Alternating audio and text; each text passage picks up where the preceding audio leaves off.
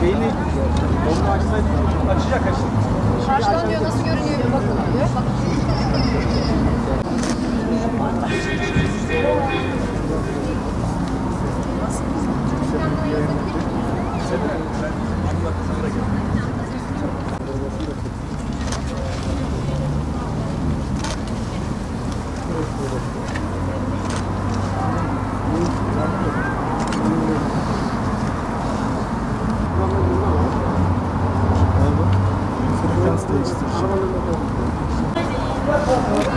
Buğra. Kapalı olacak 15 dakika. 15 dakika beklemeyiz. Başlıyoruz. Gelin abi de ben sana.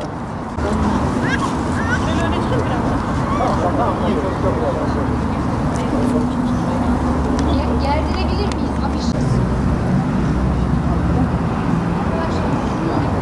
Oynamada kesiyor. Balıklara. Ya biraz daha indirin. Şöyle. Fotoğraf aldılar. Geri değilsin.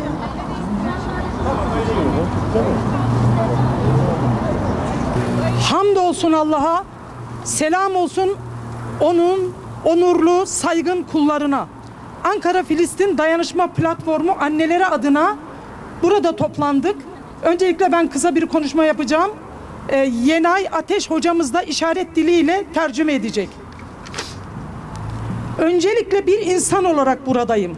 5 çocuk sahibi bir anne olarak buradayım. Özellikle şunu belirtmek istiyorum. Dünyanın neresinde olursa olsun, kime karşı, kim tarafından yapılırsa yapılsın, tüm soykırımları en şiddetli şekilde kınıyor ve lanetliyorum.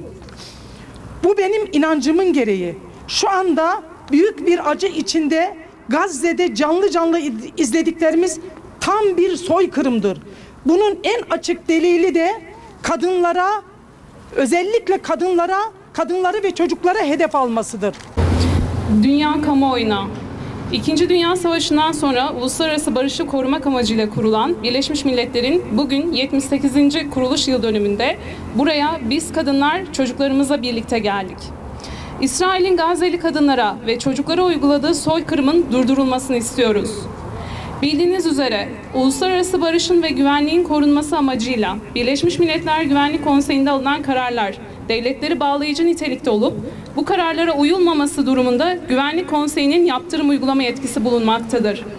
Ancak Güvenlik Konseyi'nde 5 daimi üyenin sahip olduğu veto yetkisi, 15 ülkeyle karar alınması, geriye kalan 178 üye ülkenin bu kararları uygulamak zorunda kalması, Genel Kurulda 193 üye ülkenin katıldığı kararların ise tavsiye niteliğinde olması Birleşmiş Milletler'in uluslararası hukuku ve düzeni korumasına engel teşkil etmektedir.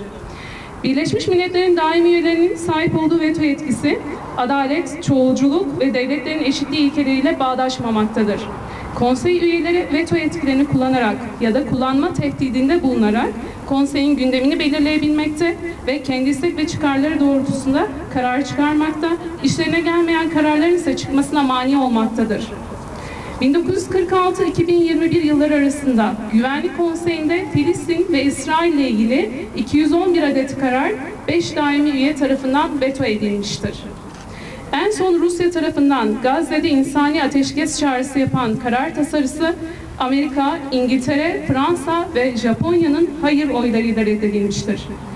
Birleşmiş Milletler karar ve uygulamalarında bir ülkenin dahi belirleyici ağırlığının olması adil değildir. Bu durum dünyada barış değil, savaş üretmektedir. Dünyaya refah değil, zulüm getirmektedir. Daha adil, daha etkin, hesap verilebilir bir güvenlik konseyinin oluşturulması sağlanmalıdır. Birleşmiş Milletler şartı Güvenlik Konseyi kararlarının üye devletler için bağlayıcı olduğunu hükme bağlamasına karşın İsrail 1948 yılından 2016 yılına kadar Güvenlik Konseyi'nin aldığı 62 karara uymamıştır. İsrail'in 1967'de Batı Şeria, Doğu Kudüs, Gazze, Mısır'daki Sina Yarımadası ve Suriye'deki Golan Tepelerini işgal etmesinin ardından Birleşmiş Milletler'in aldığı 242 sayılı kararla işgal ettiği topraklardan çekilmesi istenmiş, ancak işgalci ülke konumundaki İsrail bu topraklardan çekilmemiştir.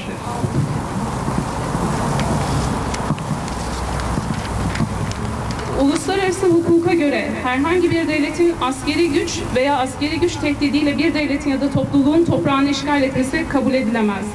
İşgalci İsrail, Amerika'nın koşulsuz desteğini ve her türlü Birleşmiş Milletler kararı karşısında vetosunu garanti altına aldığı için bu kararları uygulamamakta, tecavüzlerini sürdürmektedir.